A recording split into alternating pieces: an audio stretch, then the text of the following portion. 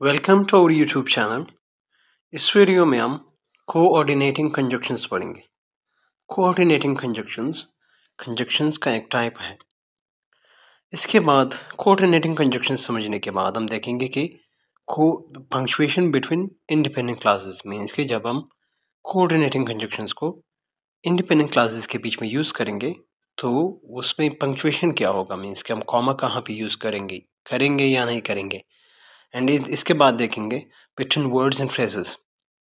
फिर phrases and words के बीच में हमने कॉमा यूज़ करना है, अगर यूज़ करना है तो कहाँ यूज़ करना है, अगर नहीं यूज़ करना तो वाई।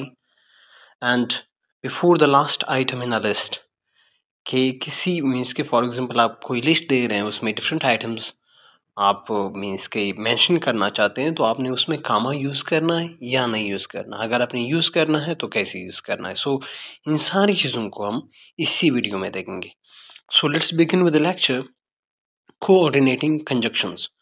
कोऑर्डिनेटिंग कंजक्शंस से पहले अगर वैसे आपको कंजक्शन का पता होगा, कंजक्शन एक पार्ट ऑफ स्पीच है जो एक से ज़्यादा अल्फाज मीन्स के लफ्ज़ों को क्लासेस को एंड फ्रेजेस को एक दूसरे से मिलाते हैं। अब कोऑर्डिनेटिंग कंजक्शन क्या है? Coordinating conjunctions are used to join two और मोर वर्ड्स, फ्रेजेस और इंडिपेंडेंट क्लासेस। अब कोऑर्डिनेटिंग कंजक्शंस का वो टाइप है जिसमें हम दो या दो से ज़्यादा अल्फाज, फ्रेजेस या इंडिपेंडेंट क्लासेस मिलाते हैं। वंस अगेन कोऑर्डिनेटिंग कंजक्शंस वो कंजक्शंस होते हैं जिनके ज़रिए हम दो या दो से ज़्यादा अल्फाज, दो या दो से ज़्यादा फ्रेजेस, दो या दो से ज़्यादा इंडिपेंडेंट क्लासेस ज्वाइन करवाते हैं। अब वर्ड्स के बारे में तो आपको पता होगा, वर्ड्स मीन्स के कोई भी नाउन है, एडजेक्टिव है, जो भी लफ्ज़ है मीन्स के अगर हमने उसको दूसरे लफ्ज़ के साथ ज्वाइन करना है तो हम कोऑर्डिनेटिंग कंजक्शन यूज़ करेंगे। दूसरी बात आई फ्रेज की। एक से ज़्यादा अल्फाज को हम हमेशा फ्रेज कहते हैं। सो फ्रेज क्या होती हैं? एक से ज़्यादा अल्फाज को हम फ्रेज कहते हैं जिसमें सब्जेक्ट ना हो। Okay. And third, independent classes क्या होते हैं? अब क्लासेस के दो टाइप्स होते हैं, वैसे उसके बारे में हमने अलग लेक्चर भी तैयार की है, लेकिन क्लासेस के दो टाइप्स होते हैं। एक होता है डिपेंडेंट क्लास, एक होता है इंडिपेंडेंट क्लास। अब इंडिपेंडेंट क्लास वो क्लास होता है जो अपनी मीनिंग देने के लिए दूसरे क्लास पर डिपेंडेंट नहीं होता, मीन्स के उस पर हिसार नहीं करता, वो अपने आप में कंप्लीट मीनिंग देता है। ओके। सो कोऑर्डिनेटिंग कंजक्शंस इन चीज़ों को मिलाते हैं। अब the two elements being joint must be grammatically equal, are similar in both importance and structure. अब जो कोऑर्डिनेटिंग कंजक्शंस दो या दो चीज़ों को मिलाते हैं, वो दो चीज़ें एक दूसरे से सिमिलर भी हो और स्ट्रक्चर एंड इम्पोर्टेंस में एक दूसरे के सेम हो।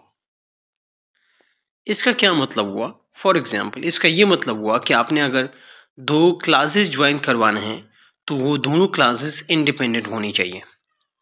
इसके बाद फॉर एग्जांपल अगर आपने इसके ज़रिए कोऑर्डिनेटिंग कंजक्शंस के ज़रिए अपने फ्रेजेस ज्वाइन करवाने हैं तो वो फ्रेजेस भी इंपॉर्टेंस एंड स्ट्रक्चर में सेम होने चाहिए। इसका क्या मतलब है फ्रेजेस के बारे में? फ्रेजेस के बारे में मीन्स कि इंपॉर्टेंस एंड स्ट्रक्चर का क्या मतलब है फ्रेजेस के लिए? फॉर एग्जाम्पल अगर आपने कोई वर्ब फ्रेज लगाया, उसके बाद आपने कोऑर्डिनेटिंग कंजक्शन लगाया, जो आप दूसरा फ्रेज लगाओगे वो भी वर्ब फ्रेज होगा। इसी तरह आपने नाउन फ्रेज को नाउन फ्रेज के साथ लगाना है, मीन्स के कोऑर्डिनेटिंग कंजक्शन के जरिए एडवर्ब फ्रेज को एडवर्ब फ्रेज के साथ लगाना है। अब कोऑर्डिनेटिंग कंजक्शन असल में 7 है। इसके लिए हमने एक्रोनिम यूज़ किया है। एक्रोनिम क्या है? एक्रोनिम है फेन वॉइस। फेन में पहला एफ है, इसका मतलब है फॉर। सेकंड ए है, इसका मतलब है एंड। से थर्ड एन है, इसका मतलब है नॉर। फिर इसके बाद बी है, इसका मतलब बट। फिर इसके बाद वो है, इसका मतलब है हॉर। फिर इसके बाद वाई है, जिसका मतलब है येट। एंड देन यस है, इसका मतलब है सो इसको याद करने के लिए आप कोऑर्डिनेटिंग कंजक्शंस को इस एक्रोनिम फेन वॉइस के जरिए याद कर सकते हो। ये 7 कोऑर्डिनेटिंग कंजक्शंस हैं इंग्लिश में। अब इसको हम वन बाय वन देखेंगे कि हर एक का, फॉर एग्जांपल फार का क्या यूजेज है, एंड का क्या यूजेज है, नॉर का क्या यूजेज है, बट और yet and so, one by one देखेंगे। सो अभी सबसे पहले हम फॉर को देखेंगे। फॉर हमारे पास एक कंजक्शन है, ओके। फॉर को हम इस प्रेपोजिशन भी यूज करते हैं, बट वो उसका यूजेज डिफरेंट है। हम यहाँ पे कोऑर्डिनेटिंग कंजक्शन की बात कर रहे हैं, या फिर for is a conjunction use होता है। So for is used to give a reason for something, किसी चीज की वजह बयान करने के लिए हम फॉर यूज करते हैं, okay. It can normally only join two independent clauses, इसके फॉर के जरिए हम सिर्फ के सिर्फ दो इंडिपेंडेंट क्लॉजेस ज्वाइन करवा सकते हैं। इसका ये मतलब हुआ कि हम इसके जरिए फ्रेजेस एंड वर्ड्स ज्वाइन नहीं कर सकते, ओके। इसका introducing the second class is the reason of the first class, इसका क्या मतलब हुआ कि हम फॉर को रीजन के लिए यूज करते हैं। सेकंड जो है, फॉर को हम सेकंड क्लास से के स्टार्ट में यूज करते हैं, और सेकंड क्लास जो है वो रीजन होगा फर्स्ट क्लास का। However, we can use for whenever we mean because, जाहिर सी बात है फॉर का मतलब है के लिए, इसका मतलब है बिकॉज की जगह पे हम इसको यूज कर सकते हैं। सो हम फिर बिकॉज की यूज नहीं करते हैं। However, it is considered quite formal, literary and antiquated. For को हम इस वजह से यूज करते हैं क्योंकि ये ज़्यादा फॉर्मल समझा जाता है, लिटरेरी समझा जाता है, मीन्स के लिटरेरी वर्क्स में, लिटरेचर अदब के वर्क्स में हम लोग इसको यूज़ करते हैं। एंड एंटिक्वेटेड है, मीन्स के पुराना है, इस वजह से हम फॉर यूज़ करते हैं। अब हम फॉर की यूजेज देखेंगे, नीचे मैंने एग्जांपल्स दी है। एग्जांपल में देख लें, I believe you for you have never lied to me before. इसमें देखो, इसमें दो क्लासेस हैं। आई बिलीव यू हमारे पास एक क्लास है, for you have never lied to me before ये हमारे पास सेकंड क्लास है। अब इस सेकंड क्लास को हमने फर्स्ट क्लास के साथ फॉर के जरिए ज्वाइन करवाया है। सो फॉर हमारे पास यहाँ पे एक कोऑर्डिनेटिंग कंजक्शन की तरह काम करता है, जिसके जरिए हमने दो इंडिपेंडेंट क्लासेस को ज्वाइन किया है। यहाँ पे कॉमा यूज हुआ है, इसके बारे में हम आगे बात करेंगे जब हम पंक्चुएशन के बारे में बात करेंगे। सेकंड एग्जांपल देख लें, he did not come to the party for he felt sick.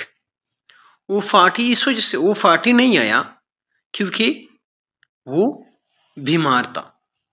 यहाँ पे अगेन देखो, he felt sick हमारे पास एक इंडिपेंडेंट क्लास है, और he did not come to the party भी हमारे पास एक क्लास है।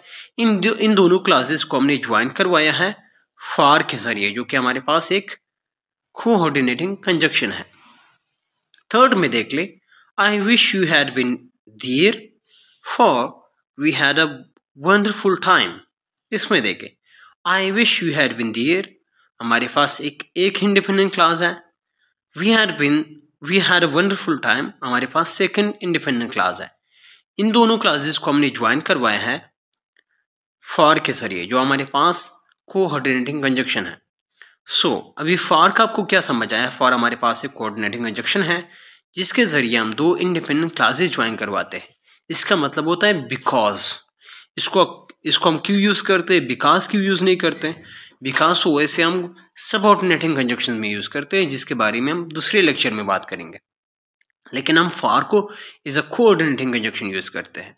यहाँ पे अब कॉमास यूज हुए हैं, उसके बारे में हम पंक्चुएशन, अभी इसी वीडियो में हम जब पंक्चुएशन के बारे में बात करेंगे तो हम यहाँ इस इन कॉमास को भी समझेंगे। इसके बाद है हमारे पास एंड तो सबसे कॉमन कोऑर्डिनेटिंग कंजक्शन है। इसके जरिए हम तीन काम करते हैं। Number one, and is used to add one element to another, means कि एक एलिमेंट को दूसरे एलिमेंट के साथ मिलाने के लिए हम एंड यूज करते हैं। For example, Jamil and Jabbar are coming to the party. इसमें दो एलिमेंट्स हैं या दो पर्सन्स हैं, जमील एंड जबार को हमने एंड के जरिए मिलाए हैं। It can join two words, it can join words, phrases or entire independent clauses. इसके जरिए हम words, phrases and entire means के मुकम्मल इंडिपेंडेंट क्लॉजेस भी एंड के जरिए मिला सकते हैं। इसी तरह एग्जाम्पल देख ले, Jamal and Jabbar are coming to the party.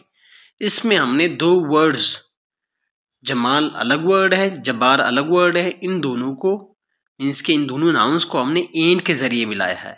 So and का एक फंक्शन तो ये हुआ। दूसरा फंक्शन क्या है, Irene swim and played with the other children. इसमें देखो वो भागा, उसने स्विमिंग की एंड देन इसके बाद बच्चों के साथ खेला। यहाँ पे हमने एक लिस्ट लगाया है वर्ब्स की। रेन हमारे पास सेकंड फॉर्म वर्ब है, स्विम हमारे पास सेकंड फॉर्म वर्ब है, प्लेड हमारे पास सेकंड फॉर्म वर्ब है। सो यहाँ पे 3 वर्ब्स हैं। तीसरे वर्ब से पहले हमने एंड यूज किया है। ओके, यहाँ फिर थर्ड एग्जांपल देख ले, her beautiful long hair and dark brown eyes caught their attention. इसमें देख ले, लॉन्ग हेयर को हमने डार्क ब्राउन या आर ब्यूटीफुल लॉन्ग हेयर्स को हमने डार्क ब्राउन आइज के साथ मिलाया है। मीन्स के दो फ्रेजेस को हमने एंड के जरिए ज्वाइन करवाए हैं। थर्ड को देख ले, the family moved into the new house and the neighbours welcomed them warmly. इसमें देख ले, the family moved into the new house, ये हमारे पास एक क्लॉज है। The neighbours welcomed them warmly, ये हमारे पास सेकंड क्लॉज है। अभी इन दो क्लॉजेस को हमने एंड के जरिए मिलाया है। यहाँ पे एंड से पहले हमने कॉमा यूज किया है। आया हम कॉमा यूज करेंगे या नहीं करेंगे? अगर करेंगे तो क्यों करेंगे, इसको हम आगे पंक्चुएशन के सेक्शन में डील करेंगे, जो अभी इसी लेक्चर में हम इसको डील करेंगे। थर्ड हमारे पास नॉर है।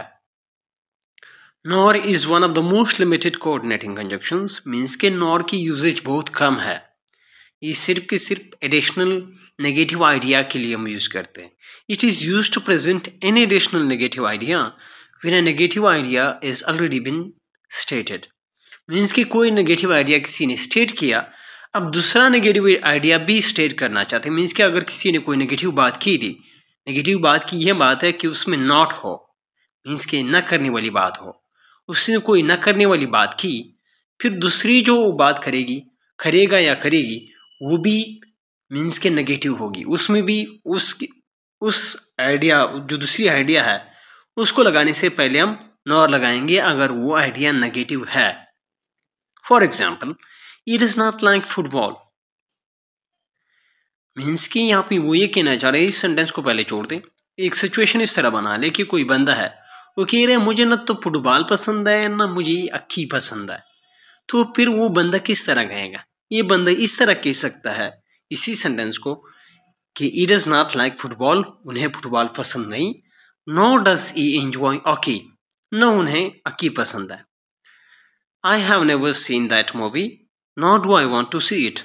न तो मैंने वो मूवी देखी है, न ही मैं देखना चाहता हूँ उस मूवी को। She is not been to Paris, वो पेरिस नहीं गई है।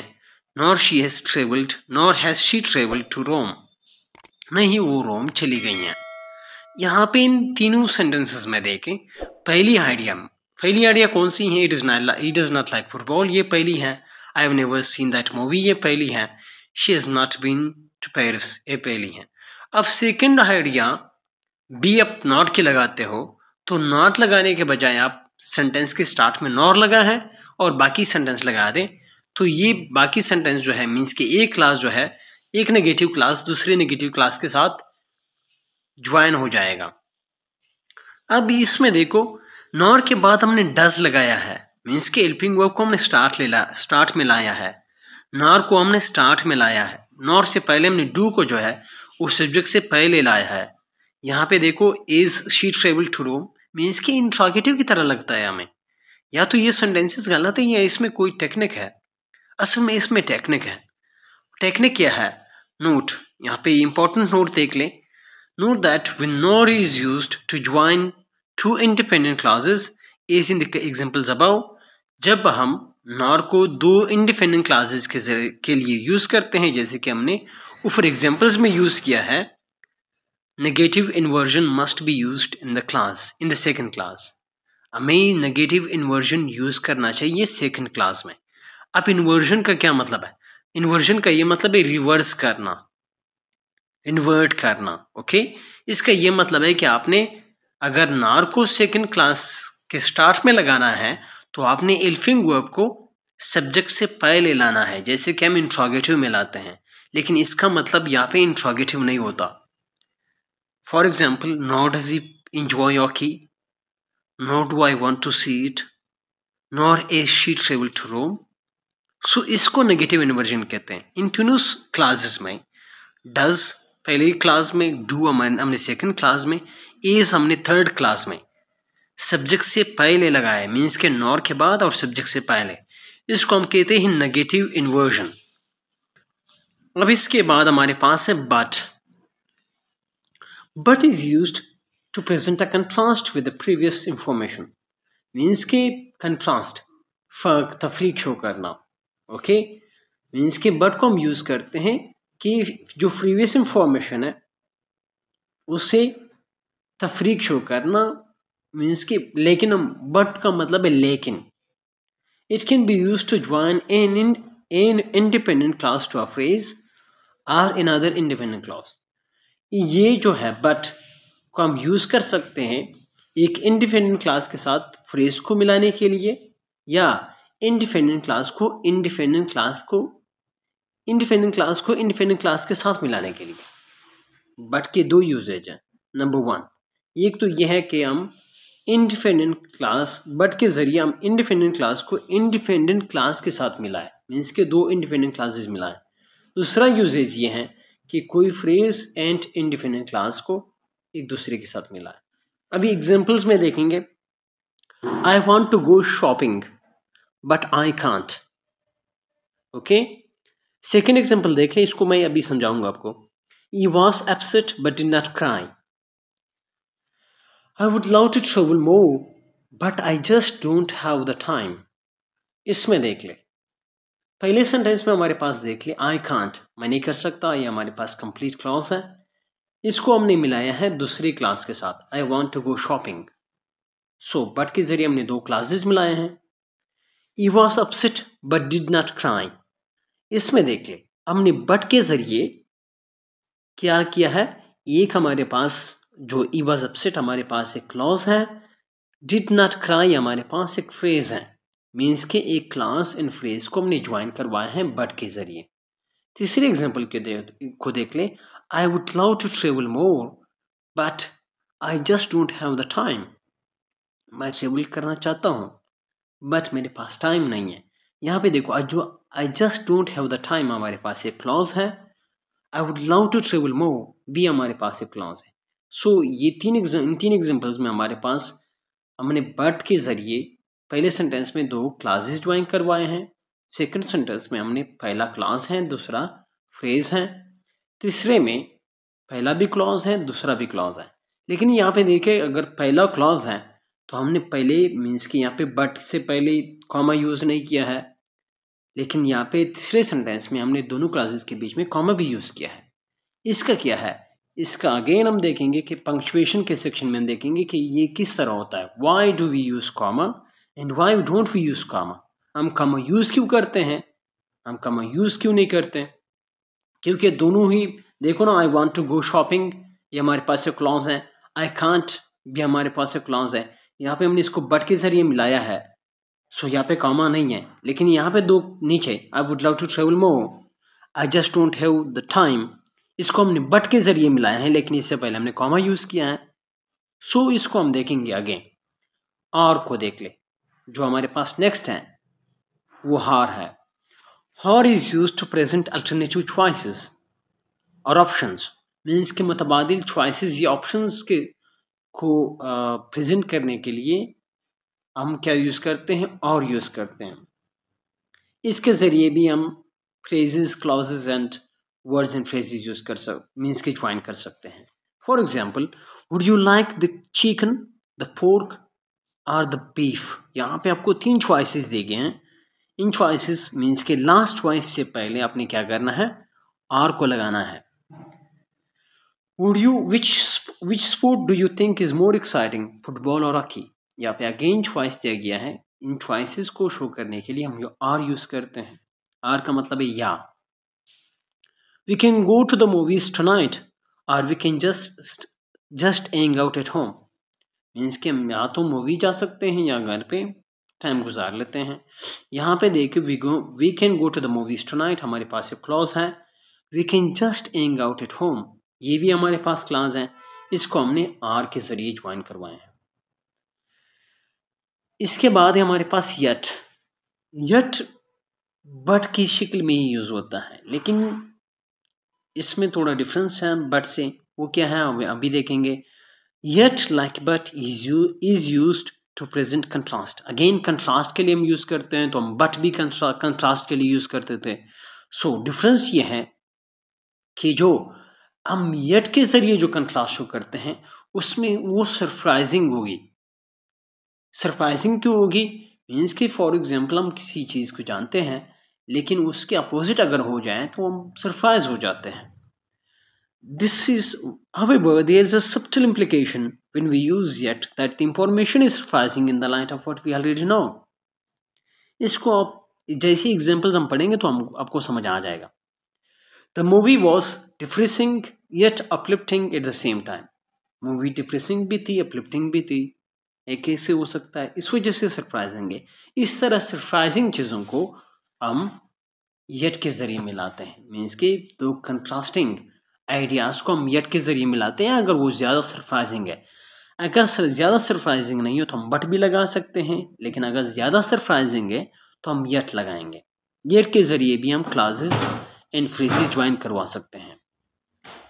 It has poured rain all day yet they have not cancelled the football game. Means कि सारे दिन बारिश होती रही लेकिन अभी तक उन्होंने गेम को कैंसिल नहीं किया है। सो yet को यहाँ पे देके हमने yet के जरिए दो क्लासेस ज्वाइन करवाए हैं। I have read thousands of books since I school yet the Catcher in the Rye is still my favorite. यहाँ पे देखिए ये भी दो क्लासेस हैं, हमने इसको yet के जरिए मिलाए हैं।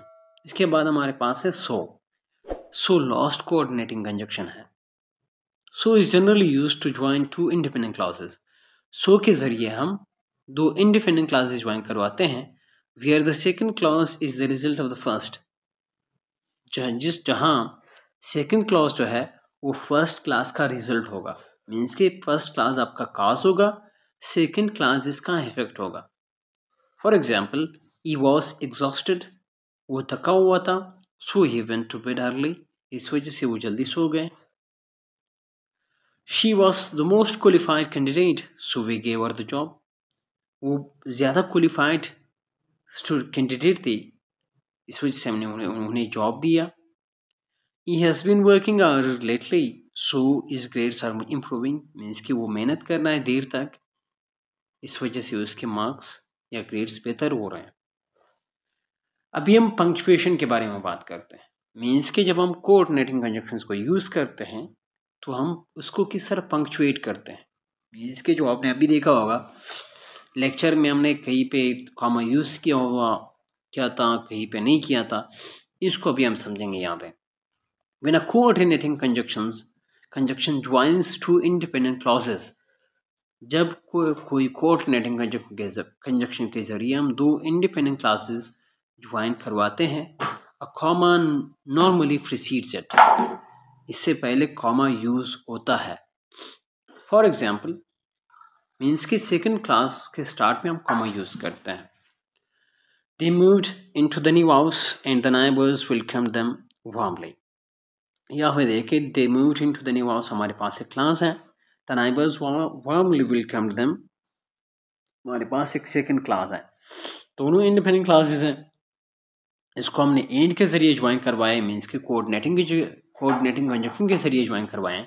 यहाँ पे अगर एंड के जरिए जो भी कोऑर्डिनेटिंग कंजंक्शन होता तो हम यहाँ पे इससे पहले कॉमा लगाते, मीन्स कि दो इंडिपेंडेंट क्लासेस को ज्वाइन करवाने के लिए कोऑर्डिनेटिंग कंजंक्शन के जरिए तो हम उससे पहले सेकेंड क्लास से पहले हम कॉमा लगाएंगे, जैसे कि आप इस एग्जाम्पल में देख रहे हो।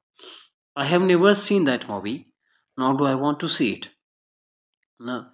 यहाँ पे देखें I have never seen that movie, हमारे पास एक क्लॉज है, do I want to see it, यहाँ पे डू हमने स्टार्ट में क्यों लगाया, मीन्स कि इंट्रोगेटिव की तरह क्यों किया है, हमने पिछले पढ़ा था कि हम इसको नेगेटिव इन्वर्जन कहते हैं क्योंकि हमने नॉर को यूज़ किया है, nor do I want to see it. Again हमारे पास एक क्लॉज है, मीन्स कि दो क्लासेस को हमने नॉर के जरिए ज्वाइन करवाए हैं, तो इस वजह से हमने यहाँ पे कॉमा यूज़ किया है।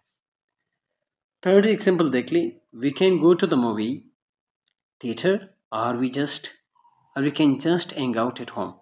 इसको देख ले, अगेन दो क्लासेस हैं, हमने कोऑर्डिनेटिंग कंजक्शन के जरिए ज्वाइन करवाए हैं, सो सेकंड क्लास के शुरू होने से पहले हमने कॉमा यूज़ किया है।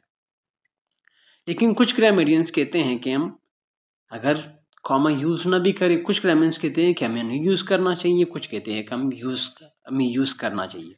सो अगर आप यूज़ करें फिर भी सही है, अगर आप यूज़ ना करें फिर भी सही है। For example, E place sports and he is fit.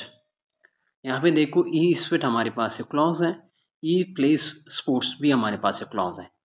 In and के जरिए हमने मिलाए, इस एग्जाम्पल में हमने एंड से पहले कॉमा यूज़ किया है। लेकिन इसी एग्जाम्पल को आप नीचे देखें, he play sports and he is fit.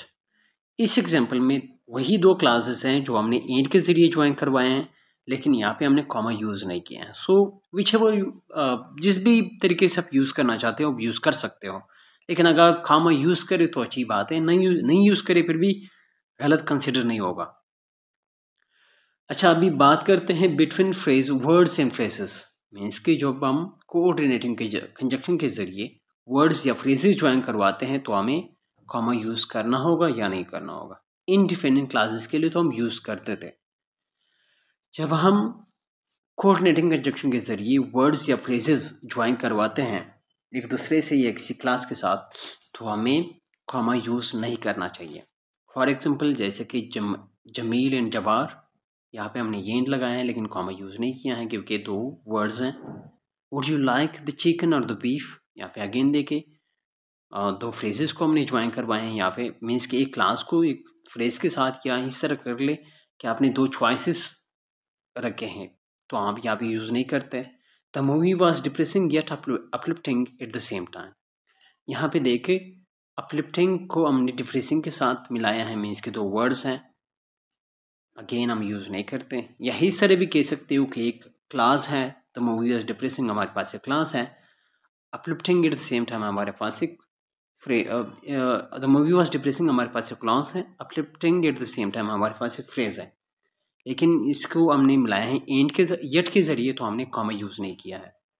सो सिर्फ के सिर्फ हम जब इंडिपेंडेंट क्लासेस कोऑर्डिनेटिंग कंजक्शन के जरिए मिलाते हैं तभी हम कॉमा यूज़ करते हैं, लेकिन before the last item in a list. लेकिन कहीं और भी यूज़ करते हो, क्या है कि आपने कोई लिस्ट देनी है, फॉर एग्जांपल आपने डिफरेंट चीज़ें मेंशन करना है किसी लिस्ट में, तो आपने क्या करना है, लास्ट आइटम से पहले अपने कॉमा यूज़ करना है या नहीं करना। बाकी जो एलिमेंट्स है उसके जरिए उसके बीच में तो आपने करना है। नीचे हम एग्जाम्पल में देखेंगे। For example, I like apples bananas peas and figs. इसमें देखें apples bananas peas and figs, आपके पास एक लिस्ट है, हर एक से पहले आपने कॉमा यूज़ किया है और एंड से पहले भी आपने यूज़ किया है, मीन्स के लास्ट आइटम से पहले भी आपने यूज़ किया है। I like apples bananas peas and figs, वही एग्जाम्पल है। यहाँ पे देखिए लास्ट आइटम से पहले मीन्स के एंड से पहले हमने कॉमा यूज़ नहीं किया है। She is smart beautiful and witty, इस एग्जाम्पल में देख ले लास्ट आइटम से पहले हमने ये एंड लगाया है लेकिन उससे पहले हमने कॉमा यूज़ किया है। इसी एग्जाम्पल को नीचे देख ले, she is smart beautiful and witty. इस एग्जाम्पल में देख ले, इस एग्जाम्पल में हमने लास्ट आइटम से पहले एंड लगाया है लेकिन एंड से पहले हमने कॉमा यूज़ नहीं किया है। अगर हम कॉमा यूज़ करेंगे तो उसको हम कहेंगे एक्सपोडियन कामा या सीरियल कामा। अगर हम ना करें सो नो इशू, अगर आप यूज़ करेंगे तो इसको हम कहेंगे एक्सपोडियन कामा, जो ऑक्सफोर्ड वाले यूज़ करते हैं। अगर आप ना करें सो इट डजंट मीन्स कि इतना बड़ा इशू नहीं है। So this was all about today's lecture. I hope you understood the lecture, and you are strongly requested to press the bell icon and subscribe our channel.